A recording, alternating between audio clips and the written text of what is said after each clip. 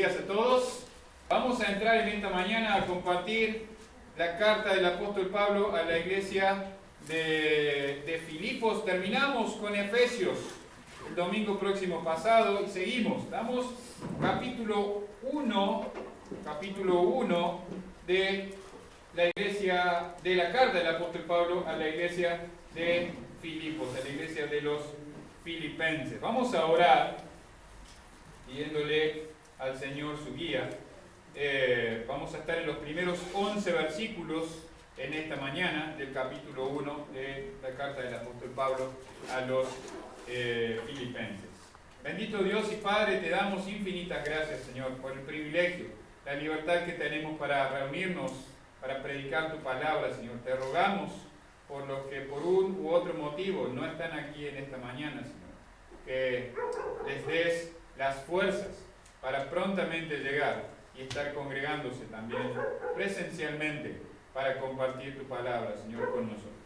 Te pido, Señor, que me des la sabiduría por medio de tu Espíritu Santo para exponer con claridad tu palabra a los oyentes y que tu palabra, Señor, transforme sus vidas. Te pido que me quites del medio, Señor, y que seas vos usando a este tu siervo para compartir tus verdades. Te ruego todas estas cosas y me encomiendo a vos, Padre, en el nombre de tu Hijo Jesucristo. Amén. Amén. ¿Podríamos tener un poquito más de iluminación acá? Sé que tenemos natural, pero le vamos a agregar un poquito de iluminación artificial. Ahí está. Muy bien. Vamos a estar en esta mañana comenzando la carta del apóstol Pablo a la iglesia de Filipo.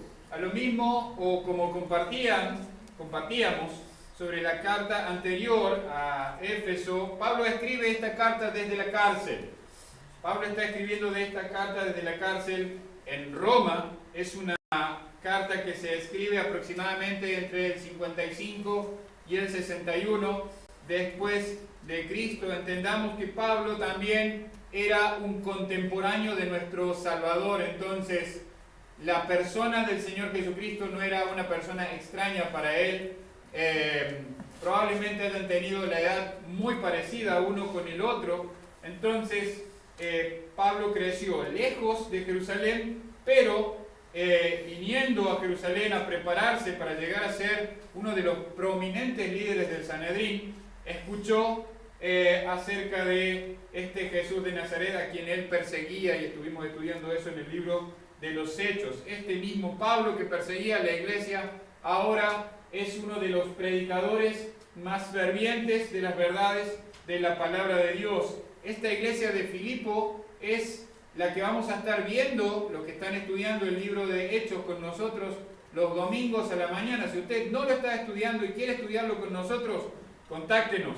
Le podemos compartir para que se conecte con nosotros por Zoom o por salas de Messenger, varones y mujeres, para que estudiamos juntos el libro de los Hechos. Próximo domingo vamos a estar en capítulo 16 del libro de los Hechos y vamos a encontrar en este capítulo 16 el comienzo de la iglesia de Filipo, la iglesia a la que Pablo le escribe ahora. Bien, ahora en contexto o sabiendo quién es esta iglesia, una de las primeras iglesias de Macedonia, ¿sí? O mejor dicho, la primera iglesia de la región de Macedonia, donde Pablo y su equipo misionero comenzó esta iglesia. Una iglesia que comenzó de una manera diferente, porque encontramos, si me acompaña, Hechos capítulo 16, a modo de introducción antes de la carta. Hechos capítulo 16.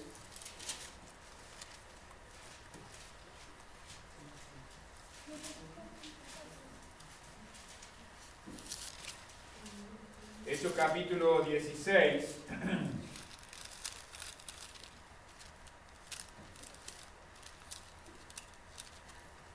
Dice: después llegó a Derbe y a Listra, y he aquí había un cierto... Bueno, Pablo llama a Timoteo, y más adelante, ahí está, dice: y atravesando Frigia y la provincia de Galacia. ¿Recuerdan? Estuvimos predicando acerca de las iglesias de Galacia, ¿no? Pablo escribiéndoles a las iglesias de Galacia.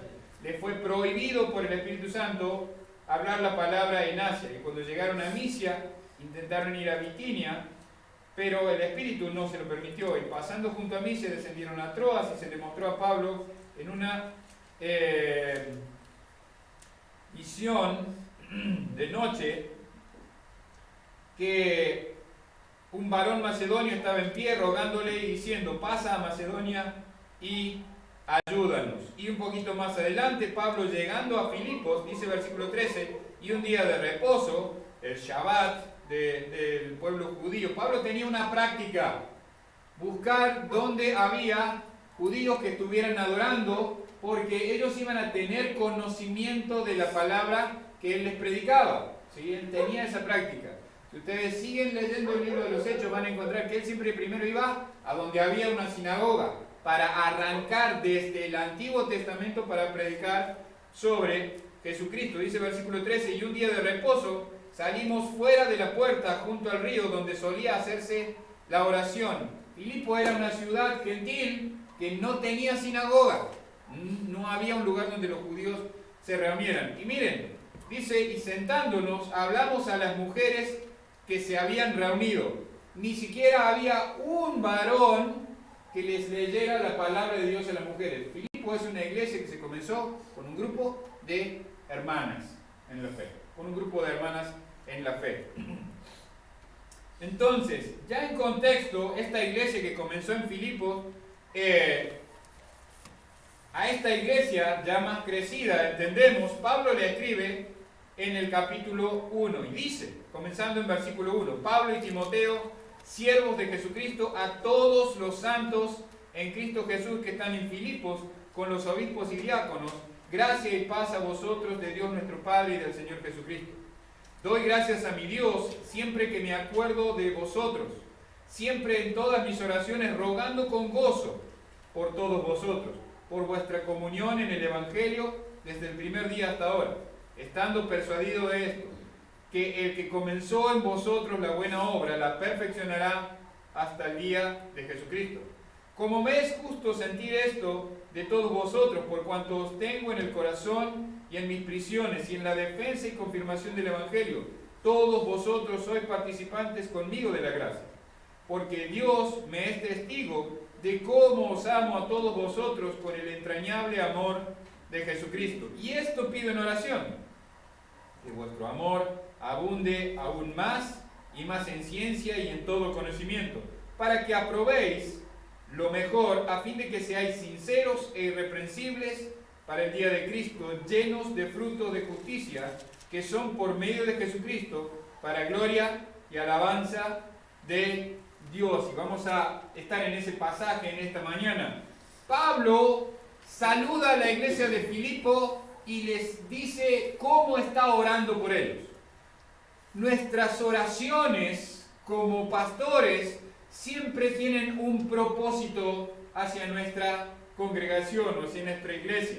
Pablo oraba fervientemente por la iglesia de Filipo, aunque no estaba pastoreando esta iglesia, era el misionero que comenzó esta iglesia y tenía amor por la iglesia de Filipo. Y ya lo vamos a ver cuando sigamos a través de toda esta carta, por qué Pablo tenía un amor aún más entrañable por esta iglesia, porque era una iglesia que le había realmente mostrado su amor fielmente a Pablo, fielmente a Pablo. Entonces, ¿a quién se dirige la carta? Y vamos a ver en esta mañana. Dice Pablo, miren versículos 1 y 2. Pablo y Timoteo, siervos de Jesucristo, a todos los santos en Cristo Jesús que están en Filipos, con los obispos y diáconos, gracia y paz a vosotros de Dios nuestro Padre y del Señor Jesucristo. Pablo y Timoteo. ¿Por qué menciona Pablo a Timoteo? Porque veíamos en el comienzo del capítulo 16 que cuando Pablo llega a Filipos ya llega con Timoteo. Hechos capítulo 16, Pablo toma a Timoteo y le dice: vení, quiero que vengas conmigo. Yo te voy a preparar para que seas un pastor. Vamos a ponerlo en un lenguaje más coloquial. Hemos escuchado muchas veces hablar del llamado pastoral, ¿no? Los hermanos tienen que escuchar la voz, vamos a decirle así, a través de las Escrituras, de Dios llamándolos al ministerio. En este texto no se nos dice que Timoteo haya tenido algún llamado. El texto de Hechos capítulo 16 dice que Timoteo obedeció al apóstol que le dijo: vení conmigo, yo te voy a preparar.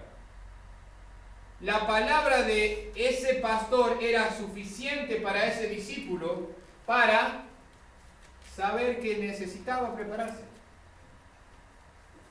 Yo, en mi vida, no recibí algún llamado así telegráfico. ¿Telegráfico? ¿Qué dijo que todo? ¿Ah? Los más chicos no tienen ni idea de lo que estoy hablando, el telégrafo. Ningún llamado de ningún tipo, ni telefónico, ni WhatsApp, ni nada, que me llamara al ministerio. Sí, escuchando la predicación de la palabra de Dios predicada por mi pastor, entendí que Dios me estaba pidiendo que le sirviera en el ministerio. Y eso puede ser. Pero también entendemos que los pastores son guiados por el Señor a decir: este hermano, este hermano, este hermano. ¿Qué es lo que naturalmente nos sale generalmente? Es: yo ni loco. Yo ni loco. No, yo lo hice así. Cuando mi pastor, mi primer pastor, el que me ganó para Cristo, me dijo: vos tendrías que prepararte para ser pastor. No, le dije yo. Yo, no, pastor, no. Yo te ayudo con lo que vos quieras, pero yo para el ministerio, no, está equivocado. Estaba equivocado el pastor, ¿no? Muchas veces comparto con los hombres que puede ser que te atemorice lo que implica servir a Dios en el ministerio. Puede ser que no te sientas digno de servir a Dios en el ministerio. Y está bien las dos cosas. Pero no se trata de vos, se trata de Cristo obrando a través de tu vida. Cristo obrando a través de tu vida. Entonces el apóstol Pablo escribe esta carta a una iglesia a la que él amaba. Eran sus amigos, eran sus hermanos, los discípulos, los creyentes de la iglesia de Filipo. ¿Desde dónde la escribe? Como les decía, desde Roma. Desde Roma. Él estaba esperando comparecer ante César. Mire, Hechos capítulo 28.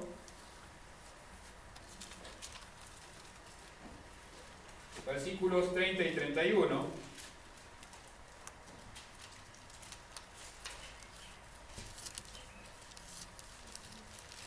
Hechos capítulo 28, versículos 30 y 31, dice: y Pablo permaneció 2 años enteros en una casa alquilada y recibía a todos los que a él venían, predicando el reino de Dios y enseñando acerca del Señor Jesucristo abiertamente y sin impedimento. ¡Wow! Qué lindo estar preso así, ¿no? Qué lindo estar preso así. Él no podía andar. Él quería ir a Hispania, como se conocía en ese tiempo. Él deseaba seguir adelante predicando el Evangelio, seguir yendo, que más personas escucharan el Evangelio. ¿Qué diferencia hay entre Pablo y nosotros? ¿Era más grande Pablo que nosotros? ¿Era mejor siervo Pablo que nosotros? ¿Tenía algún poder especial Pablo que nosotros no tenemos? ¿Tenía un espíritu diferente que lo guiaba? No. Solo tenía un deseo ardiente de servir a su Señor y Salvador. Entonces él esperaba ser juzgado por César. Él esperaba ser juzgado por César. Él esperaba tener esta oportunidad, cosa que sucedió alrededor del año 60 o 61 después de Cristo. Dice Pablo: a todos los santos en Cristo Jesús que están en Filipos. La iglesia de Filipos fue fundada por Pablo en su segundo viaje misionero, unos 11 o 12 años antes de esto, en el pasaje que veíamos en Hechos 16, 11 al 40. ¿Y a quién dirige la carta Pablo? ¿A quién dirige la carta Pablo? Acá hay 3 grupos claros. 3 grupos claros. Dice: a todos los santos en Cristo Jesús. Entonces, todos los santos, todos los hermanos de la iglesia iglesia. La carta va a todos los hermanos de la iglesia. Piense que podríamos sacar Filipenses y poner Unquienses. Esta carta es para todos nosotros. Y hermano, si ustedes se introducen en esta carta y bucean en esta carta y se sumergen en esta carta, van a encontrar tremenda enseñanza, como también en la carta a la iglesia de Éfeso. Dice: a todos los santos en Cristo Jesús que están en Filipos. ¿Qué es ser santo? ¿Quiénes son estos santos? La palabra santo significa apartado para. Específicamente la palabra santo significa apartado para. ¿Qué tipo de santos son estos? Dice la palabra de Dios: en Cristo Jesús. O sea, son personas apartadas para Cristo Jesús. Si usted está apartado para Cristo Jesús, usted le cabe esta carta. O esta carta también aplica para su vida. Usted me puede preguntar: ¿y qué es ser apartado para Cristo Jesús? Bueno, ser apartado para Cristo Jesús es tener una relación personal con Jesucristo. ¿Y eso qué es? Bueno, tener una relación personal con Jesucristo es conocerlo a Jesucristo como único y suficiente Salvador. ¿Y eso qué es? Conocer a Jesucristo como único y suficiente Salvador es entender la condición en la que estoy si realmente Él no es mi Salvador. ¿Y eso qué es? Eso es que yo tengo una condición y Dios tiene una condición. Y mi condición sin Dios hace imposible que yo me relacione con Dios. ¿De qué estás hablando, pastor? Estoy hablando de que Dios es santo. La Biblia dice claramente que Dios es santo. Y la Biblia demanda de todos los hombres que seamos santos porque Dios es santo. Dios es santo y Él no puede tolerar el pecado en su presencia. ¿Eso qué hace? Que nosotros, como no somos santos, si no tenemos a Jesucristo, no podemos estar en la presencia de Dios. ¿Cuál es el estándar de santidad, pastor? Bueno, usted puede agarrar el libro de Éxodo, buscar los 10 mandamientos y va a encontrar cuál es el estándar de santidad de Dios. ¿Cómo Dios mide nuestra santidad? Siempre pregunto: ¿para qué son los 10 mandamientos? La respuesta usada es: para cumplirlos. No. La verdadera respuesta es para mostrarnos que no podemos cumplirlos 24/7.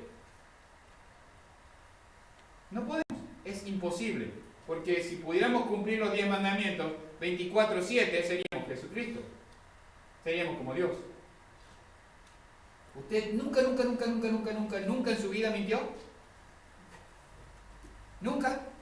Mire, una cosa muy simple, no estoy diciendo que mató a alguien, pero nunca en su vida mintió.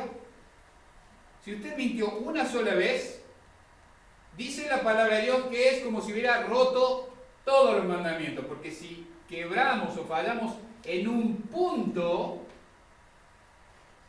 de los mandatos de Dios, es como si los hubiéramos fallado a todos. Ese es el estándar con el que Dios mide, la santidad con la que Dios mide. Ningún ser humano en esta tierra puede dar el estándar de Dios, la santidad de Dios.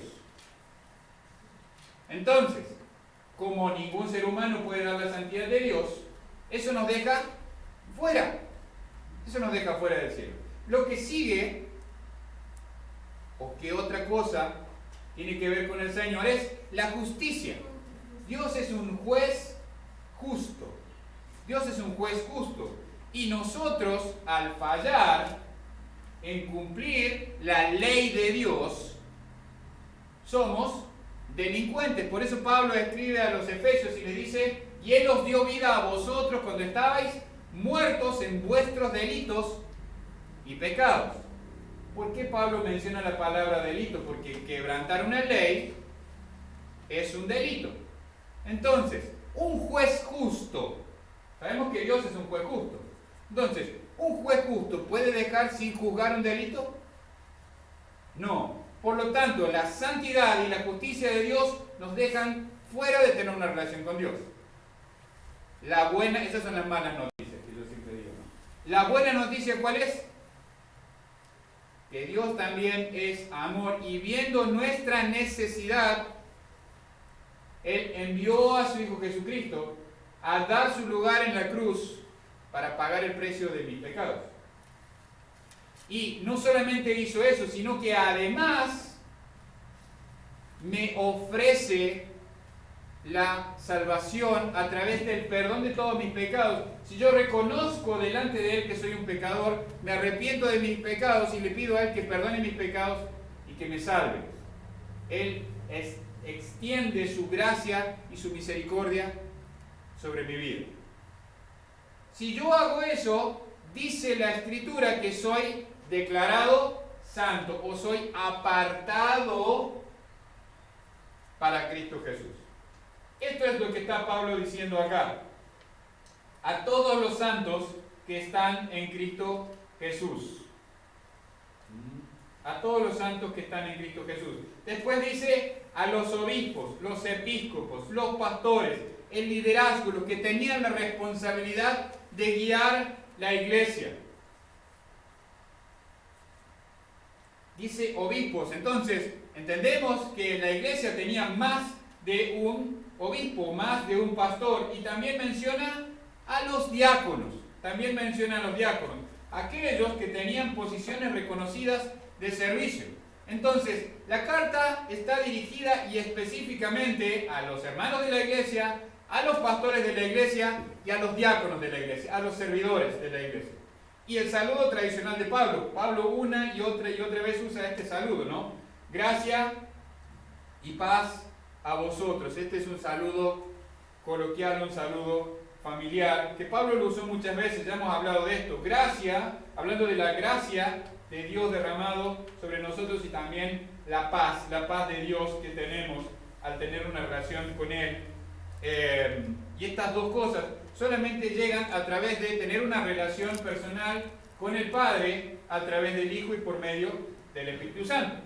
Mire versículos 3 hasta el 6. Dice, doy gracias a mi Dios siempre que me acuerdo de vosotros, siempre en todas mis oraciones, rogando con gozo por todos vosotros, por vuestra comunión en el Evangelio desde el primer día hasta ahora, estando persuadido de esto, que el que comenzó en vosotros la buena obra, la perfeccionará hasta el día de Jesucristo. Pablo está agradeciendo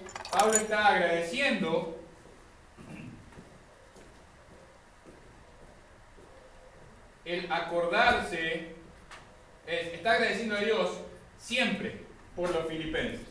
Él recordaba permanentemente a los filipenses en sus oraciones. Una de las prácticas que he tomado hace un tiempo atrás, hace ya varios meses, es enviar a los hombres de la iglesia una porción de las Escrituras y orar personalmente por cada uno de ellos. Y preguntarles también, ¿hay algo por lo que pueda orar por vos? ¿Hay algo por lo que pueda orar por vos? Es un privilegio que tenemos el orar y el interceder por otros. Pablo está dando gracias a Dios y daba gracias a Dios por los filipenses, porque los filipenses en el principio de su ministerio, y ya lo vamos a ver en el capítulo 4, pero mire, capítulo 4, versículo 10 dice, ya lo vamos a estar viendo esto, pero dice, en gran manera me gocé en el Señor de que ya al fin habéis revivido vuestro cuidado de mí, de lo cual también estabais solícitos, pero os faltaba oportunidad.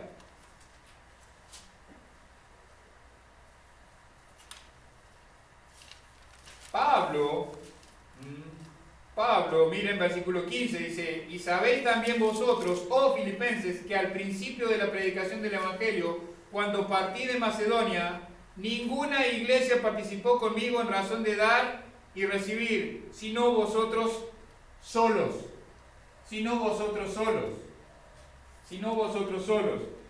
Pablo estuvo en Corinto suficiente tiempo como para que la iglesia de Corinto supliera por sus necesidades. Pero saben, la iglesia de Corinto no suplía por sus necesidades. Él tuvo que trabajar secularmente y después una familia de la iglesia lo ayudaba con sus necesidades. Hasta que llegaron las ofrendas, ¿de dónde? ¿De las otras iglesias que también había fundado? No, dice Pablo que solamente de Filipo. Solamente de Filipo. Por eso Pablo daba gracias como Dios había obrado en la iglesia de los filipenses para suplir por las necesidades del apóstol. Imagínense a un misionero cuando recibe una ofrenda de una iglesia. Una ofrenda de una iglesia. ¿Por qué apoyamos a los misioneros? Porque es la forma en la que nosotros ayudamos a que el evangelio de Dios corra. Ayudamos a que el reino de Dios se extienda. Hablaba la semana pasada con un misionero que apoya la iglesia del Pilar y después de mucho tiempo, con todo este lío de la pandemia y un montón de cosas, no le habíamos podido hacerle llegar la ofrenda. El hermano está en México ayudando a los pastores que están en Cuba, el pastor Horacio Luisi, y le pudimos enviar la ofrenda a través de un misionero que está en Estados Unidos y bueno, le hicimos llegar la ofrenda. Me llamó el pastor y me dice, gracias, dice. Llegó justo la ofrenda. Estábamos necesitando esa ofrenda para hacer frente a un proyecto que teníamos en la iglesia. Entonces, nosotros no sabemos lo que Dios está haciendo, pero Dios quiere que tengamos parte en la obra misionera. Dice Pablo entonces, agradece a los filipenses por cómo ellos lo cuidaban. Si usted se fija en Hechos 16, volvemos a Hechos 16, vamos a dejarle una marquita ahí. Vamos a estar, mientras estemos en este libro, vamos a estar en Hechos 16. En Hechos 16, versículo 15,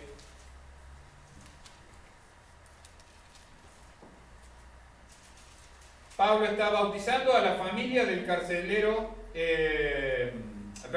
a la familia de Lidia, que los llevó a su casa. Dice, cuando fue bautizada y su familia nos rogó diciendo, si habéis juzgado que yo sea fiel al Señor, entrad en mi casa y posad. Y nos obligó a quedarnos. Que me encanta la actitud de la hermana Lidia. Obligó al misionero, por favor, quédese, déjeme servirle, déjeme ministrar por sus necesidades, déjeme suplir por lo que usted necesita.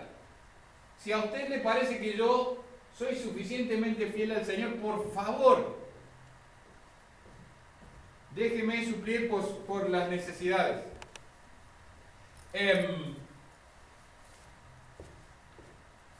Mire lo que pasó un poquito más adelante, 32 al 34 de Hechos capítulo 16.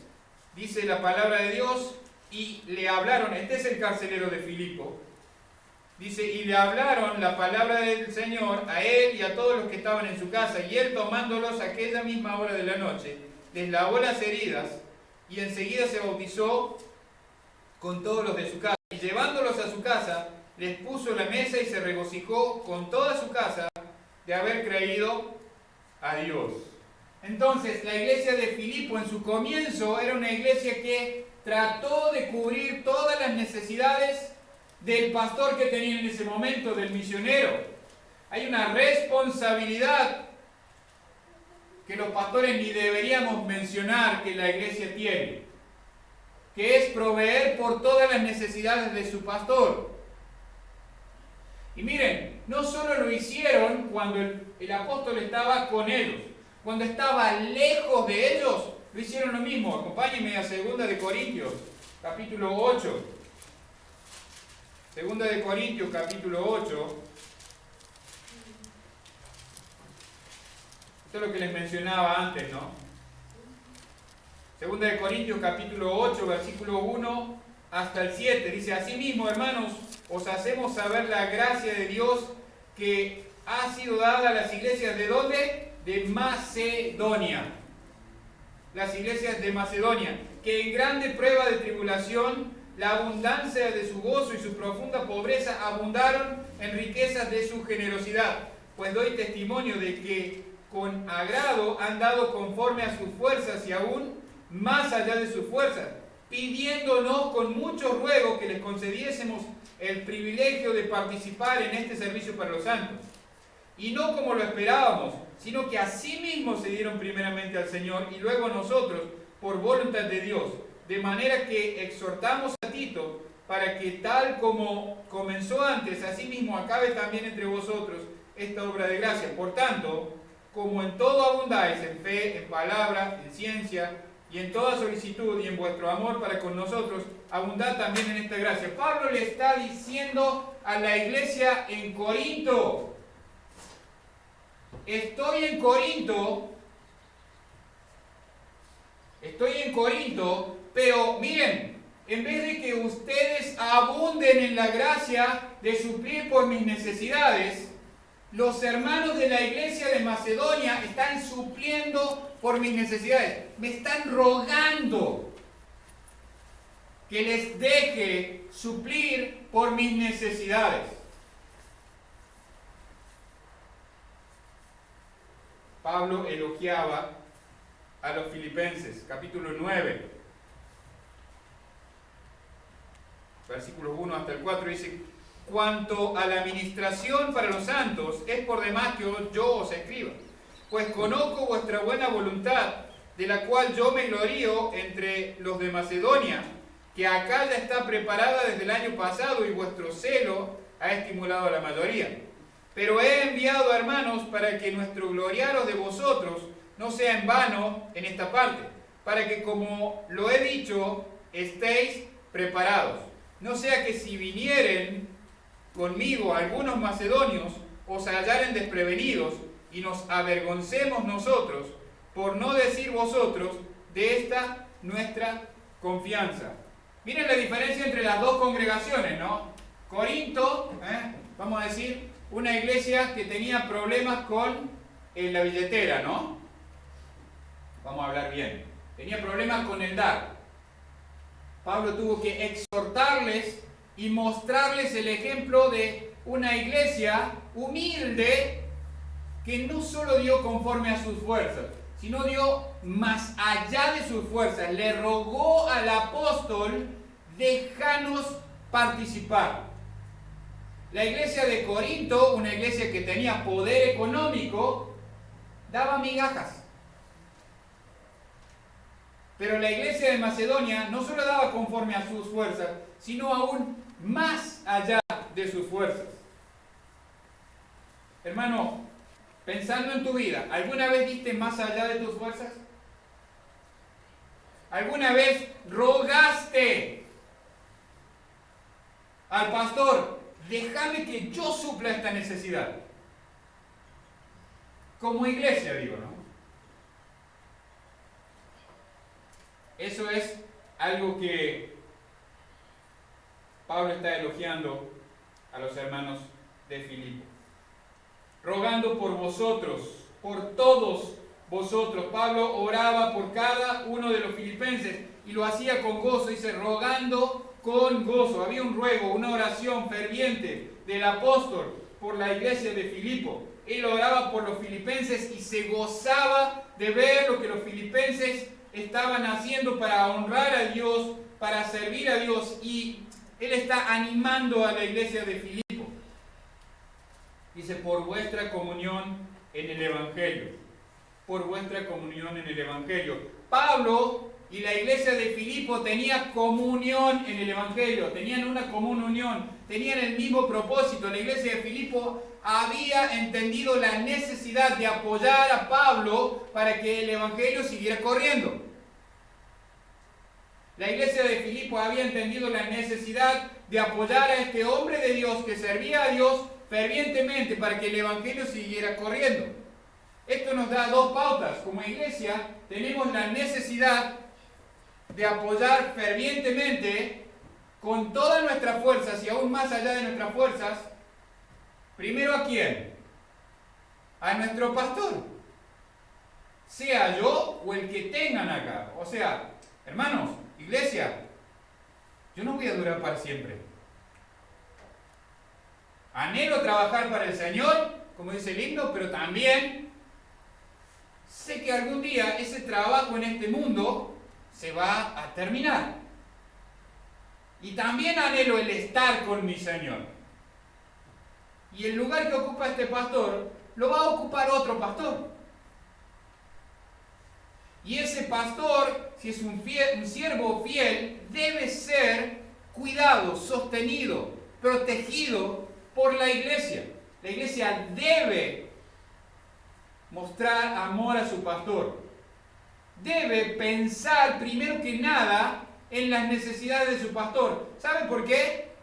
¿Y por qué predico este mensaje? Porque quiero que el próximo pastor de esta iglesia sea un pastor que es cuidado por su iglesia, que es amado por su iglesia, que la iglesia está pensando en cómo puedo cuidar mejor a mi pastor.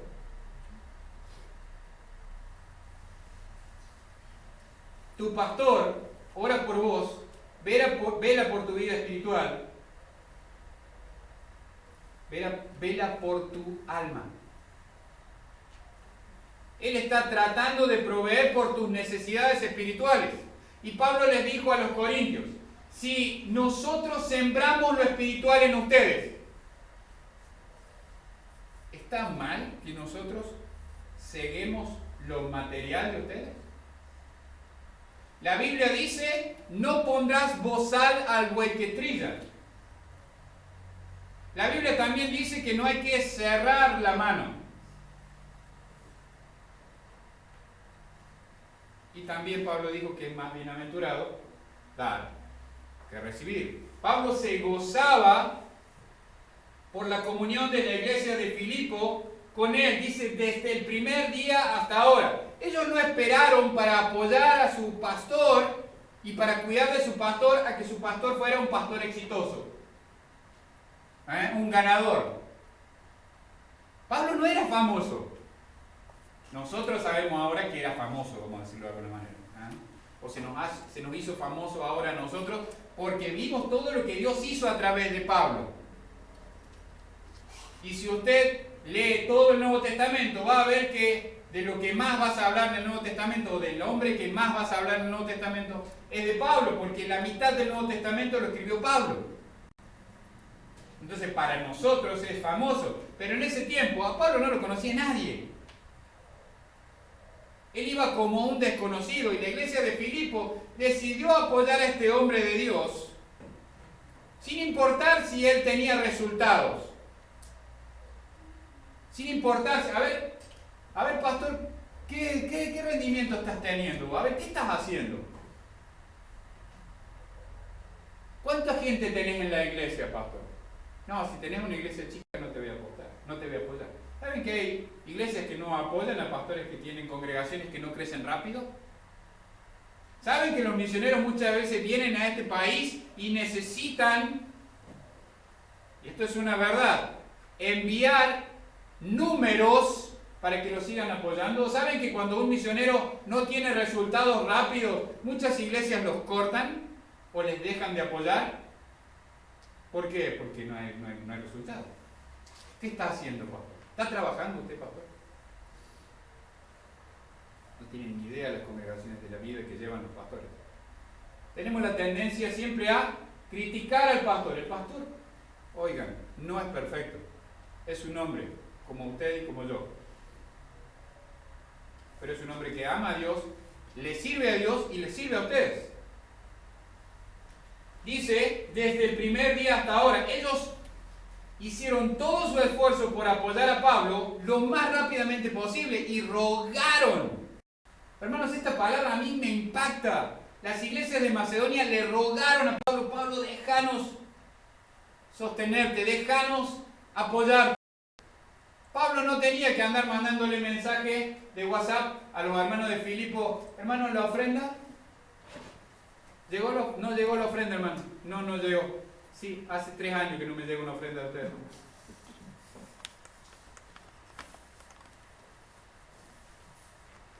Le rogaban a Pablo, por favor, déjanos participar participar. Miren, Pablo, yo pienso esto es una cosa muy personal mía, diciendo, hermanos, tienen muy poquito ustedes, ¿cómo les voy a sacar de lo poquito que ustedes tienen?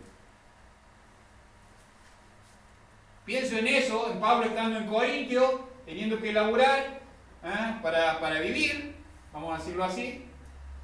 Perdón por la expresión un poco demasiado coloquial. Pero Pablo tuvo que trabajar al principio cuando llegó a Corinto para sostenerse. Y después le llegaron las ofrendas de Macedonia. Le rogaban a Pablo. Piensen en Pablo, yo pienso en Pablo diciendo, estos pobres hermanos, ¿cómo le voy a sacar lo poco que tienen? Pero los hermanos le rogaban a Pablo. Ellos querían tener parte en la obra. Querían tener parte en la obra. Y Pablo les dice acá, ahora, en versículo 6, estando persuadido de esto, el que comenzó en vosotros la buena obra la perfeccionará hasta el día de Jesucristo. ¿Cuál es la buena obra de la que hablaba Pablo? La buena obra de la que hablaba Pablo es justamente la que compartí hace unos minutos atrás. El haber sido apartado para nuestro Señor Jesucristo. Esa es la buena obra que la comenzó Jesucristo. Usted no hace absolutamente nada para ser salvo. ¿Cómo? No. La Escritura dice que el Espíritu Santo le convence de pecado, de justicia y de juicio. Entonces, hay alguien que le está convenciendo de que usted es un pecador y que está condenado. La Escritura dice, y lo estuvimos viendo en capítulo 2 de Efesios, que predicó el pastor Lucas, que Dios es el que hace que seamos convencidos y nos da la fe para que creamos en Él. ¿Saben lo único que hacemos nosotros? Es darnos cuenta y recibimos el regalo de la salvación. Hablábamos ayer con el hermano y hablamos de que siempre decimos que la salvación es gratis, ¿no? ¿Te cobran para ser salvo? No, pero alguien tuvo que pagar el precio. A mí no me costó nada la salvación, pero a mi Salvador le costó su vida. Le costó su sangre. Entonces, de todos modos, soy codeudor con ustedes en Cristo. Él comenzó la obra, Jesucristo comenzó la obra en mi vida.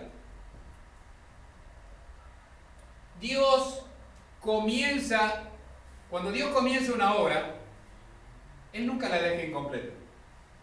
Él no empieza algo y lo deja incompleto, Él no empieza algo y lo deja por la mitad. Nosotros somos así. Nosotros empezamos proyectos y lo vamos dejando. Bueno, después sigo con él. Y después sigo con él. Siempre vamos agregando un proyecto nuevo porque me aburrió este proyecto. Imagínense Dios aburriéndose de cada proyecto que Él hace, ¿no? Si Dios fuera como nosotros, inconstante en sus caminos. Pobre de nosotros. Gracias a Dios que Dios es fiel o permanece fiel. Mi hermano Renzo siempre dice lo mismo y me encanta eso al orar. Dios permanece fiel aunque nosotros no seamos fieles. Gracias a Dios porque Él permanece fiel. Porque Él no cambia, no varía. Él es siempre. Él es siempre. Entonces Él comenzó la buena obra. Él nos está moldeando, Él nos está perfeccionando. No hay un solo día, hermanos, en que usted no sea perfeccionado por el Señor. No hay un solo día en el que usted no esté creciendo. Yo he dicho, no, este hermano está estancado en su crecimiento. Este hermano está retrocediendo en su crecimiento. ¿Saben que eso no es bíblico?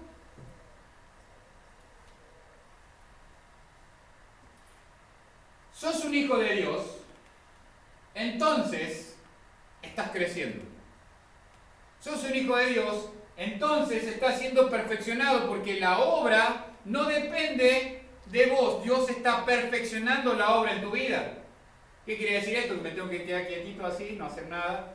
Bueno, que Él me perfeccione. No. Vimos en Efesios que nosotros tenemos que hacer nuestra parte, pero ¿por qué tenemos el poder para hacer eso? Porque el Espíritu Santo está dentro de nosotros. Entonces, mire, Dios no nos deja solos nunca. Dios siempre nos está capacitando para hacer su voluntad. Nunca va a haber un hombre perfecto. Ninguno de nosotros es perfecto, porque Dios está perfeccionando su obra hasta el día de Jesucristo, el día en el que estemos en la presencia de Dios. Pablo les va a mostrar su amor a los filipenses, versículos 7 y 8. Como me es justo sentir esto de todos vosotros, por cuanto os tengo en el corazón y en mis prisiones, y en la defensa y confirmación del Evangelio. Todos vosotros sois participantes conmigo de la gracia, porque Dios me es testigo de cómo os amo a todos vosotros con el entrañable amor de Jesucristo.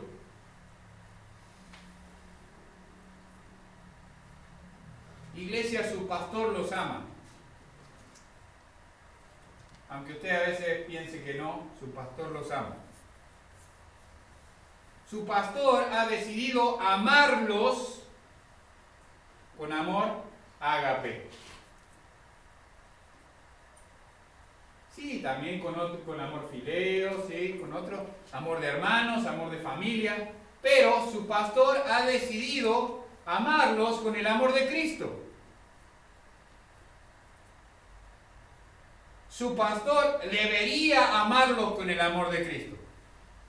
Debería amarlos con amor entrañable. Debería mostrar, sea yo o el que esté acá, ese amor a todos y cada uno de ustedes. Un amor que, hablamos anoche esto con los matrimonios, ¿no? Un amor que no tiene que ver con ese amor romántico, del que el mundo habla, ¿no?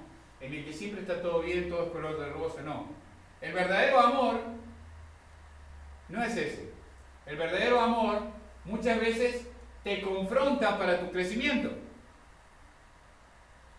Dice Pablo que le es justo sentir esto de todos vosotros. Pablo había amado a los filipenses desde el momento en el que llegó a Filipos. Los amó tanto y por eso fue a predicarles el Evangelio. Por eso fue a predicarles el Evangelio. Y este amor fue creciendo entre uno y otro porque ambos se demostraron amor. El amor no solo se dice, el amor se demuestra. Pablo les demostró amor hablándoles una y otra vez acerca de la palabra de Dios. Y además, los filipenses le mostraron amor cuidando una y otra vez de las necesidades del apóstol. La iglesia de Filipos recibió la gracia a través de la predicación de la palabra de Dios, y Pablo recibió la gracia a través de la participación, el cuidado de la iglesia de Filipo por sus necesidades.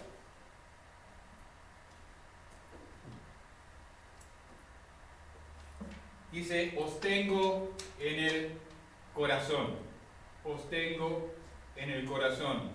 Les dice entrañable amor. Qué palabra más tierna de este hombre duro. Sabemos por lo que dicen los historiadores que Pablo era más bien un hombre duro, un hombre que no tenía este tipo de expresiones, pero él está siendo tierno y entrañable con la iglesia de Filipo. Él está siendo como un padre amoroso diciéndoles, porque Dios me es testigo de cómo os amo.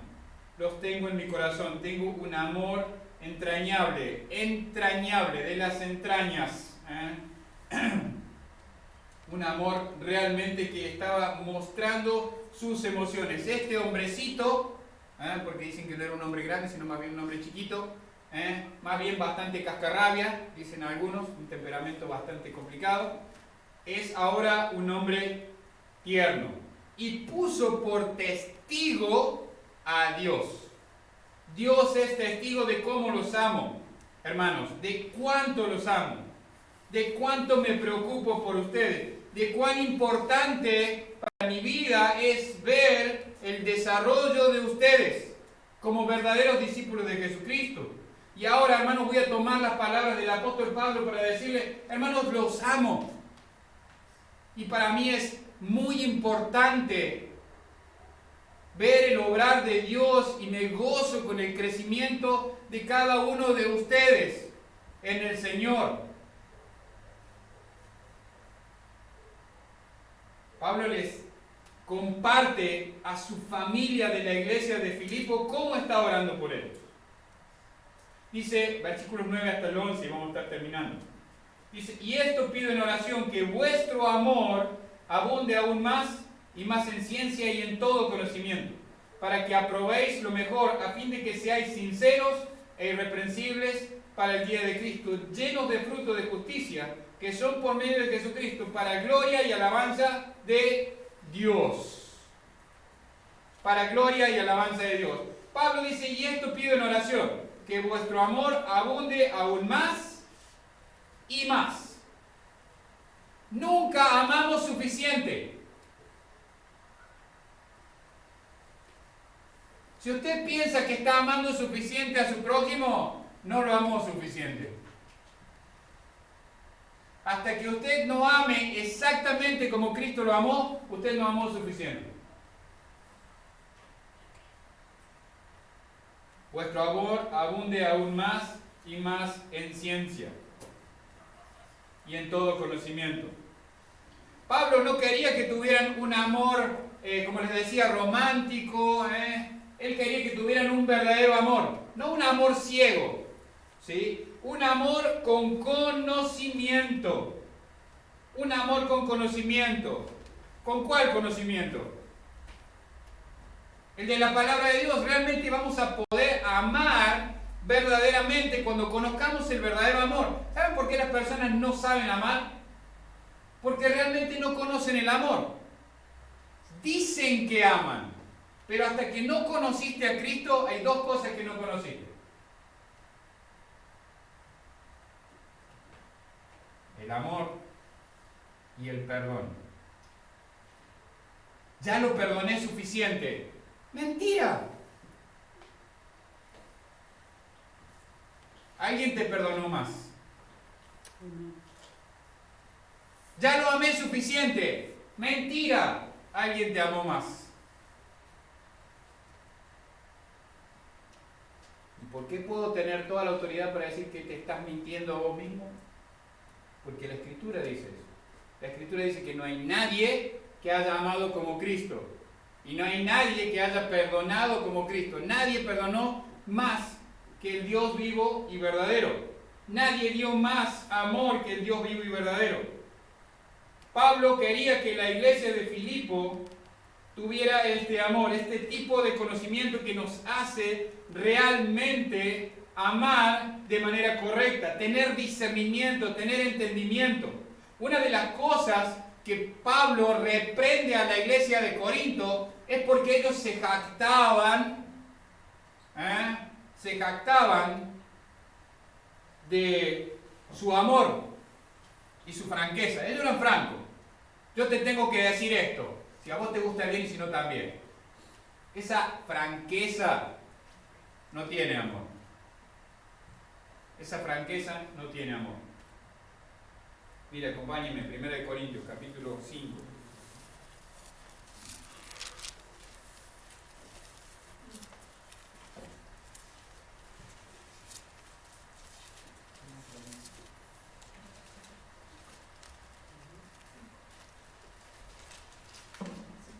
Miren qué amorosos que eran los hermanos de la iglesia de Corinto. Eran permisivos, vamos a decirle así. Hay que tener paciencia, pastor. Dice, de cierto se oye que hay entre vosotros fornicación, y tal fornicación cual ni aún se nombra entre los gentiles. Pablo está diciendo, ni los incrédulos hacen estas cosas. ¿Me explico? Dice, tanto que alguno tiene la mujer de su padre, y vosotros estáis envanecidos. ¿No debierais más haberos lamentado, para que fuese quitado del medio de vosotros el que cometió tal acción? Ciertamente, yo, como ausente en cuerpo pero presente en espíritu, ya como presente he juzgado al que tal cosa ha hecho. En el nombre de nuestro Señor Jesucristo, reunidos vosotros y mi espíritu, con el poder de nuestro Señor Jesucristo, el tal sea entregado a Satanás para destrucción de la carne, a fin de que el espíritu sea salvo en el día del Señor. Los hermanos de la iglesia de Corinto se jactaban de liberales. Hoy en día hay muchas iglesias que son liberales, donde cada uno, con tal que vaya y ponga una platita, después puede hacer lo que quiera. Hermanos, como iglesia, cuando estamos en el púlpito, tenemos que decir la verdad a la persona en amor y confrontando el pecado, y no aplaudiendo el pecado con tal de que se quede en la iglesia. El pecado debe ser confrontado, no aplaudido. Hay que ser paciente, pastor. Sí, hay que ser paciente. Pero hay que mostrar el error. La Biblia dice que tengo que mostrar al hermano o a la hermana que está en un error, que se está equivocando. A fin de que seáis, volviendo a Filipenses,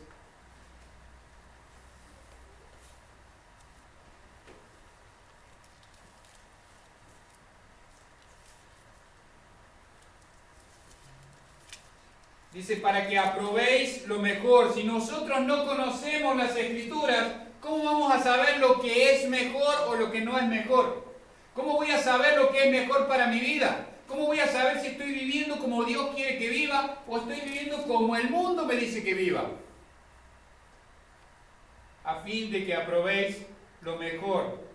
Perdón, para que aprobéis lo mejor. A fin de que seáis sinceros e irreprensibles para el día de Jesucristo. Sinceros,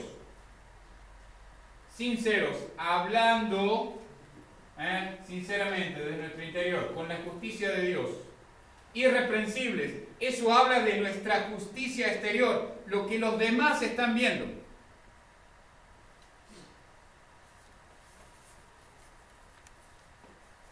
¿Para qué? Para el día de Jesucristo. Estas cosas que Dios nos ha dejado escritas en las Escrituras es para que nosotros realmente vivamos de forma tal en la que algún día nos paremos ante el tribunal de Cristo y escuchemos de nuestro Dios: buen siervo y fiel, ven y entra en el gozo de tu Señor. Yo quisiera escuchar eso, pero he cometido muchos errores ya en mi vida. Oigan, no soy perfecto, Nadie es perfecto. He cometido muchos errores. ¿A causa de qué cometí todos esos errores? A causa de que estaba queriendo hacer lo que yo quería hacer, en vez de hacer lo que Dios, a través de su palabra, me decía que debía hacer. ¿Por qué? ¿Por qué Dios escribió todo esto? Porque como un padre amoroso guía a su hijo a hacer lo que mejor le conviene. Si usted es papá, o hermano, tío, o tiene amor por alguien de su familia, si ve que se está equivocando, le va a tratar de ayudar para que no se equivoque. Le va a enseñar para que no se equivoque. No lo va a dejar que se dañe a sí mismo. Por eso Dios nos ha dejado a sus hijos su autorrevelación, que es la Escritura. Hermano, no hay nada, hermana, no hay nada más importante para tu vida que escuchar la voz de tu Padre. Versículo 11 dice: llenos de fruto de justicia, que son por medio de Jesucristo, para gloria y alabanza de Dios. Evangelio de San Juan, capítulo 15. Hace mucho que no predicaba así, ¿no? Generalmente estamos en un texto. Pero es muy importante que veamos esto. Evangelio de San Juan, capítulo 15, versículos 4 al 6. San Juan 15, versículos 4 al 6. Dice: permaneced en mí y yo en vosotros, como el pámpano no puede llevar fruto por sí mismo si no permanece en la vid, así tampoco vosotros, si no permanecéis en mí. Yo soy la vid, vosotros los pámpanos. El que permanece en mí y yo en él, este lleva mucho fruto, porque separados de mí nada podéis hacer. El que en mí no permanece será echado fuera como pámpano y se secará, y lo recogen y los echan en el fuego y arden. Nuestra fructificación no depende de nosotros, depende de nuestra permanencia, nuestro andar aferrados, bien tomaditos de nuestro Señor y Salvador. No es con nuestro poder, no es con nuestras fuerzas, sino es a través de el empoderamiento, una palabra que se usa tan mal hoy en día. El hecho de que Dios Todopoderoso, el Espíritu Santo, está viviendo y habitando en la vida de cada hijo de Dios, de cada discípulo de Jesucristo. Y aunque muchas veces como hijos de Dios hacemos, siempre me acuerdo con el chavo cuando no lo quería escuchar el hijo y hacía hacemos lo mismo con Dios, ¿no? Tratamos de gritar lo más fuerte posible para no escucharlo, pero es imposible que Dios no nos hable. Y podemos hacer como hijos rebeldes. Siempre ¿vieron a los niños pequeños cuando el papá los está llevando de la mano y tironean? ¿Quién es el que más sufre? Dolor en ese momento. El niño. Muy bien. ¿Por qué? Porque el papá tiene más fuerza y el papá lo está llevando por donde le conviene al niño ir. Entonces el niño va a sufrir dolor. Nosotros somos iguales que esos chicos. Siempre estamos tironeando para ir en contra de donde nuestro papá nos quiere llevar. Eso nos trae dolor. Y a nuestro padre también le trae dolor, le trae aflicción al ver nuestra desobediencia, nuestra rebeldía.